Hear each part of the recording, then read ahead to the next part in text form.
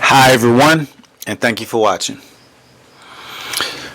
Today, I want to talk about spirituality and cannabis. Let me repeat that. Spirituality and cannabis. Before I go any further in the video, I'm going to tell you my stance on spirituality and cannabis. My stance is that it's equal. My stance is equal when it comes to this. And what I'm going to talk about in this video, I'm going to tell you about my experience with cannabis and like my use throughout my life with cannabis. And I'm also going to talk about where it disconnects from spirituality and where it connects to spirituality and some of those missing links. And again, I am neither for it nor against it. And I'm going to explain why I'm neither for it or against it. And I think it's going to be equally compelling in my explanation for both sides of it. And this video is in no way negative towards either stance on cannabis and its role in spirituality. Alright, so it's a little bit dark. It's 6 o'clock here where I am. The season's slowly transitioning and transforming into the fall. And it's cloudy. We have a typhoon coming tomorrow, supposedly. I don't have to go to work tomorrow because of that. So it's a little bit dark. I apologize for that, for the lighting. And you know, I like to keep things as natural as possible. So I barely use my light bulbs in my room. If I do use a light bulb, it's a red light at nighttime.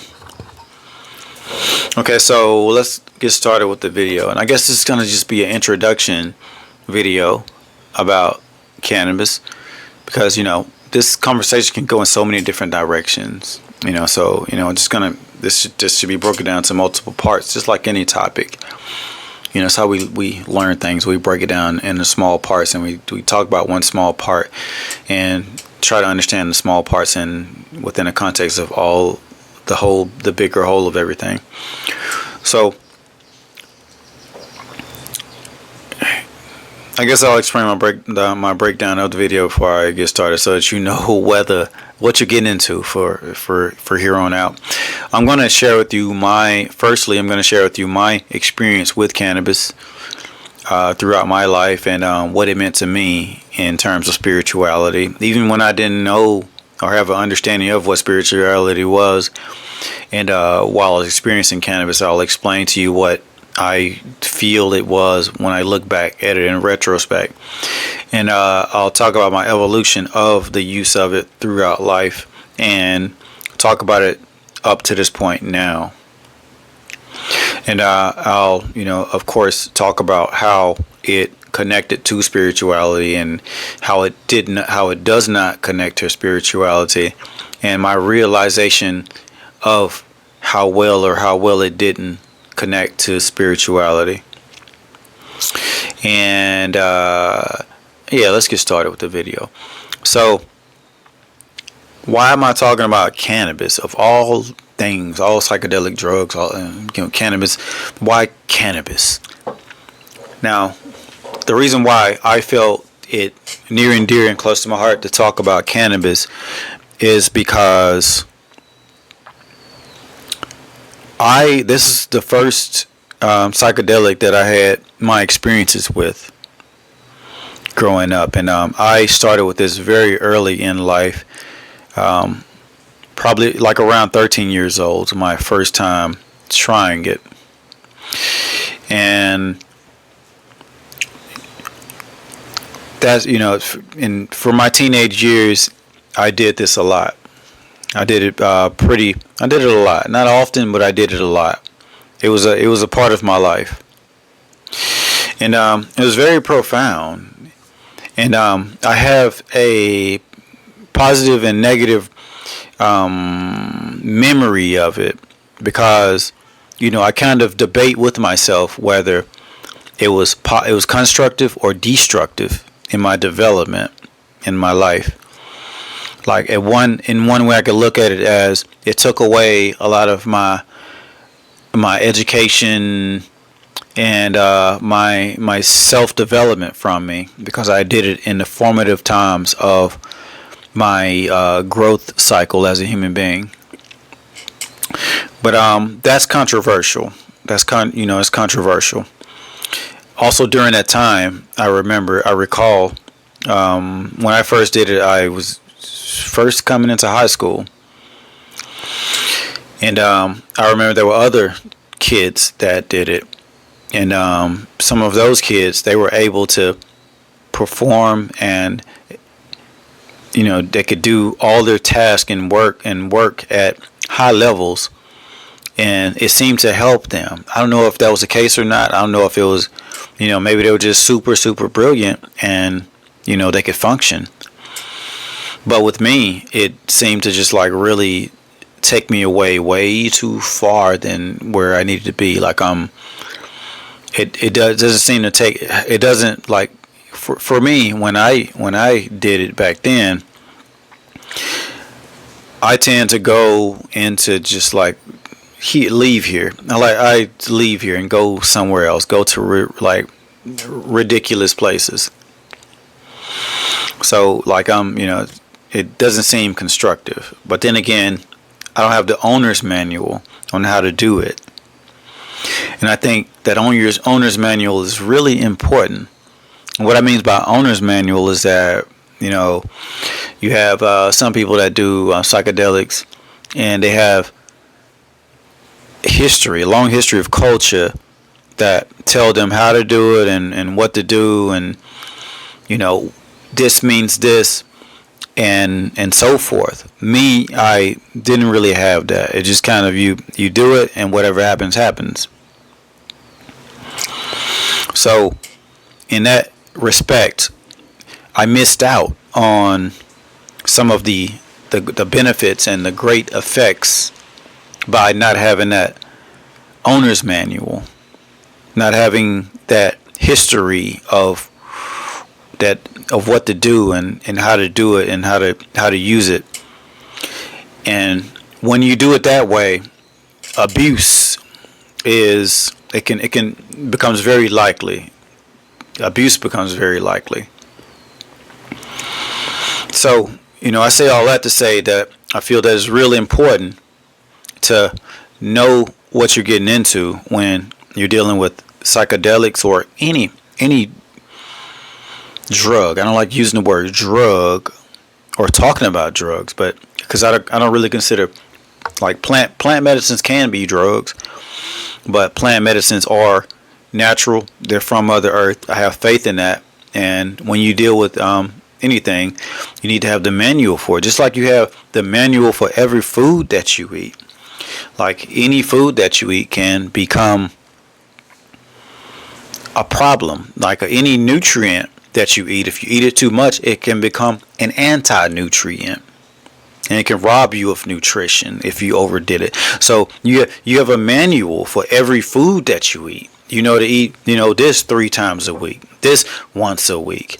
There's a manual for it. And the same thing with these psychedelic drugs. There's a manual for psychedelic drugs. And because psychedelic drugs are considered taboo in a lot of cultures and societies, all these manuals get thrown in the background. They get hidden. And we lose out on all of these beautiful, life transformational possibilities that we can gain from having these psychedelics in our life, these natural psychedelics. And these unnatural things, these, turning things into medicines and all this stuff, I just see it as a perversion of nature. And a lot of it like, using chemicals and stuff. Some people praise it, say, oh, we got, penicillin, we got all these, great things that we wouldn't, be moving forward with today if we didn't have it, and move society forward. We have vaccinations and all this stuff, and that's what brought us forward. But I beg to differ on that. The way I see it is that we didn't look in nature for those slower, more progressive forms of healing. And in life, usually when something heals you slowly, step by step, is usually a deep, more permanent healing. When something heals you really fast, it's usually consequences to that. And I think that's the case when it comes to having these fast drugs and having these fast solutions and not honoring Mother Nature, not honoring what we have on this earth that's God-given. I'm saying God, and I know that word rubs people the wrong way sometimes, but it's a beautiful word, and I hope you understand what I mean when I say that, when I start speaking and using that word. All right, so back to talking about my story with cannabis as it relates to what I'm talking about, spirituality and cannabis. Now, I started when I was around 13 years old, and I didn't have the owner's manual, but what I did have was just my experiences. And what I'm about to talk about right now is going to get quite personal, and for some people it's going to be unrelatable because you have to grow up the way I grew up in order to understand what I experienced and what's some things meant. Some of what I'm about to talk about, some people are not going to be able to relate to it, and they're going to think it's just kind of crazy or kind of it's fantasy or whatever. But we all live different lives here, and it's a really beautiful thing. We understand one another's differences and listen to one another's story.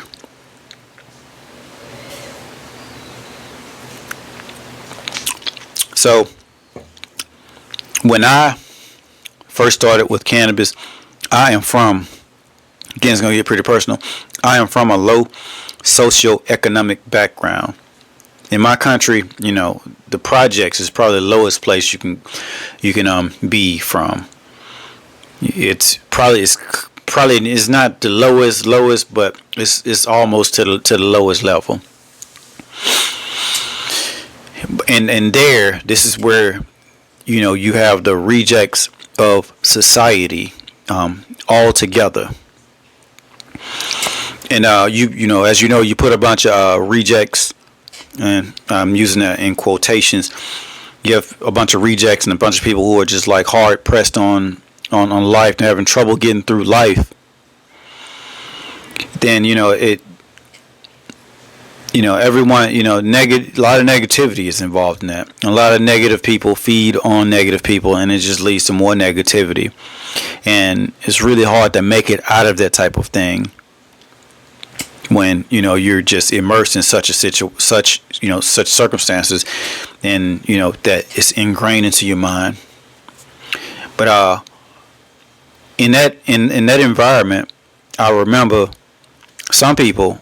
Like, I grew up, I'm a kid then, I'm a teenager. Some people I was scared of them. Some people were just like really scary people where I'm from.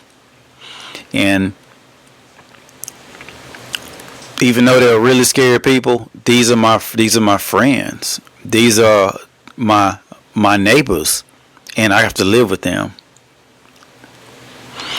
And these are the people that I had my first experiences with cannabis together with. And what I learned from, those experiences was that, we went from like when nobody's under any cannabis influence or anything like that, a lot of people are irritable, and people are just thinking about their insecurities and problems and all this stuff, and it just makes people just just really crazy, violent, mean, and just turn to a real scary place.